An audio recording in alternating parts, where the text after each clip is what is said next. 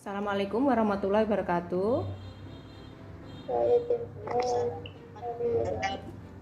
Oke, anak-anak gimana kabarnya hari ini? Oke, nah sebelum pembelajaran dimulai, sebaiknya kita berdoa terlebih dahulu ya. Oke, berdoa dimulai. Bismillahirrahmanirrahim. Anak-anak hari ini hadir semua kan ya? Siapa yang sakit? Ada yang sakit? Tidak ada ya? Oke, gak apa-apa. Nanti lain waktu Ibu akan memberitahukan untuk bergabung lebih awal ya anak-anak ya. Nah, untuk mengetahui lebih jauh tentang bagaimana bentuk kerjasama itu, Ibu akan menampilkan PowerPoint tentang kerjasama dan lain-lain ya. Oke, silahkan dipelajari terlebih dahulu tentang PowerPoint.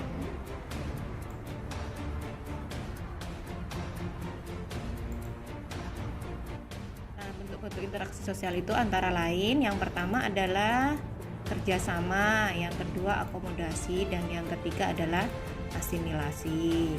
Nah, contoh kerjasama, definisi dulu ya. Definisi kerjasama adalah suatu usaha bersama antara orang perorangan atau kelompok manusia untuk mencapai satu atau beberapa tujuan bersama. Nah, kalau di Indonesia kerjasama itu disebut apa anak-anak? Gotong royong. Oke, pinter. Nah, contohnya seperti ini. Penduduk bergotong royong membersihkan masjid, membersihkan jalan desa. Nah, yang kedua, akomodasi. Akomodasi merupakan suatu cara untuk menyelesaikan pertentangan tanpa menghancurkan pihak lawan sehingga lawan tidak kehilangan kepribadiannya. Contohnya seperti ini. Penyelesaian masalah yang bersengketa melalui pihak ketiga. Contohnya tadi Safa dan Alvin misalkan bertengkar. Nah, penyelesaian masalahnya pihak ketiganya adalah ibu guru atau guru BK. Yang ketiga adalah asimilasi. Asimilasi merupakan cara-cara bersikap dan bertingkah laku dalam menghadapi perbedaan untuk mencapai kesatuan dalam pikiran dan tindakan. Contohnya, orang Tiongkok yang tinggal di Indonesia bisa berbahasa Indonesia dengan fasih. Yang kedua, bakso makanan yang dibawa orang Tiongkok kemudian lama-kelamaan diakui sebagai makanan Indonesia. Nah, seperti itu anak-anak. Tadi bentuk-bentuk kerjasama, akomodasi, dan asimilasi. Nah, sekarang siapa yang bisa memberi contoh bentuk kerjasama di sekolah? Ayo tadi bisa Ibu berikan contoh. Silakan, siapa? Zora atau Safa yang bisa memberikan contoh? Siapa? Silakan Zora. Untuk Membersihkan lingkungan sekolah. Oke, yang kedua, Zora bisa? Oke, kalau di lingkungan masyarakat seperti apa? Gotong royong membersihkan masjid. Oke, yang kedua. Oke, terus apa lagi? Oh iya. Nah, kalau contoh akomodasi di lingkungan sekolah seperti apa? Melakukan musyawarah untuk menyelesaikan perbedaan pendapat jelas. Oke, bagus Rafli. Di lingkungan di lingkungan masyarakat seperti apa? Ayo Rasti bisa memberikan contoh? Ayo ada yang bisa memberikan contoh?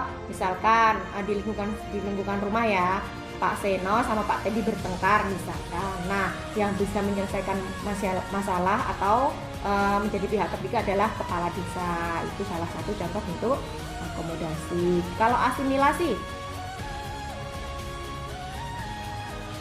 ada bisa memberikan contoh? Ayo, apa Adit, Alvin, Rafli, silakan. Para siswa yang berbeda-beda agama saling bergabung berbicara secara langsung dan intensif dalam waktu yang lama.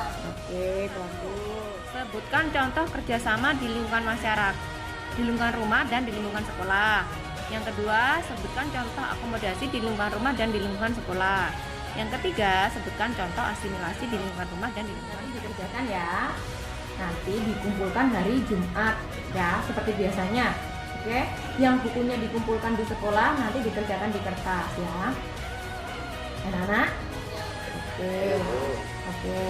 Nah, selanjutnya untuk hari-hari berikutnya, untuk pertemuan berikutnya, anak-anak untuk lebih aktif lagi ya. Oke, nah karena sekarang ini corona masih di mana-mana, jadi lebih baik belajar di rumah ya anak-anak, jangan keluyuran. Oke? Oke, cukup sekian untuk hari ini. Kita baca alhamdulillah terlebih dahulu. Alhamdulillahirabbil alamin. Pembelajaran hari ini selesai. Cukup sekian. Assalamualaikum warahmatullahi wabarakatuh. Waalaikumsalam warahmatullahi wabarakatuh.